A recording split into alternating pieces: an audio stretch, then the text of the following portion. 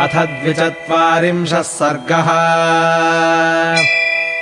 कालधर्मम् गते रामसगरे प्रकृतिजनाः राजानम् रोचयामासुरंशुमन्तम् सुधार्मिकम्। स राजासु महानासीदंशुमान् रघुनन्दन। तस्य पुत्रो महानासीद् दिलीप इति विश्रुतः। तस्मै राज्यम् समादिश्य दिलीपे रघुनन्दन। हिमवच्छिखरे रम्ये तपस्तेपे सुदारुणम्। 32,000 वर्षाणि सुमहायशाः। तपोवनगतो राजा स्वर्गम् लेभे तपोधनः। दिलीपस्तु महातेजाः श्रुत्वा पैतामहम् वधम्। दुःखोपहतया बुद्ध्या निश्चयम् नाध्यगच्छत। कथम् गङ्गावतरणम् कथम् तेषाम् जलक्रिया। तारयेयम् कथम् चैतानिति चिन्तापरोऽभवत्।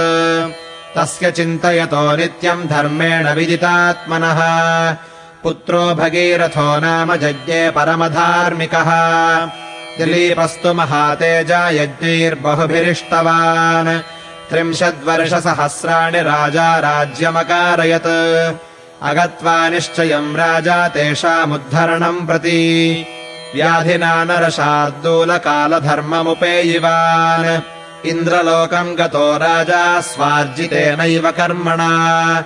राज्ये भगीरथम् पुत्रमभिषिच्य नरर्षभः। भगीरथस्तु राजर्षिर्धार्मिको रघुनन्दन। अनपत्यो महाराजः प्रजाकामः स च प्रजाः। मन्त्रिष्वाधाय तद्राज्यम् गङ्गावतरणे रतः। तपोदीर्घम् समातिष्ठद्गोकर्णे रघुनन्दन। ऊर्ध्वबाहुः 5 तपामासाहारो जितेन्द्रियः। तस्य वर्षसहस्राणि घोरे तपसि तिष्ठतः। अतीतानि महाबाहो तस्य राज्ञो महात्मनः। सुप्रीतो भगवान् ब्रह्मा प्रजानाम् प्रभुरीश्वरः। ततः सुरगणैः सार्धमुपागम्य पितामहः भगीरथम् महात्मानम् तप्यमानमथाब्रवीत्। भगीरथ महाराज प्रीतस्तेऽहम् जनाधिपा। तपसा च सुतप्तेन वरम् वरय सुव्रता। तमुवाच महातेजाः सर्वलोकपितामहम्। भगीरथो महाबाहुः कृताञ्जलिपुटस्थितः। यदि मे भगवान् प्रीतो यद्यस्ति तपसः फलम्। सगरस्यात्मजाः सर्वे मत्तः सलिलमाप्नुयुः।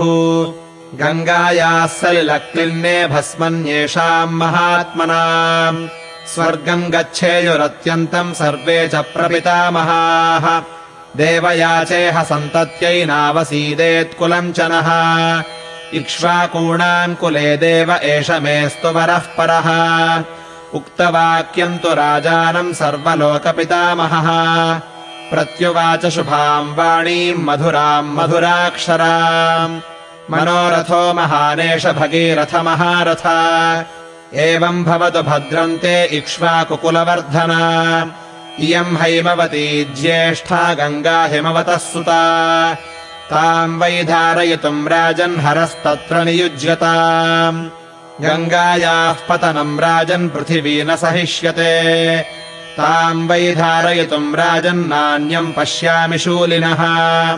तमेवमुक्त्वा राजानम् गङ्गाम् चाभाष्य लोककृत्। जगामत्रिदिवम् देवैः सर्वैः सह मरुद्गणैः। इत्यार्षे श्रीमद् रामायणे वाल्मीकीये आदिकाव्ये बालकाण्डे 42 सर्गः।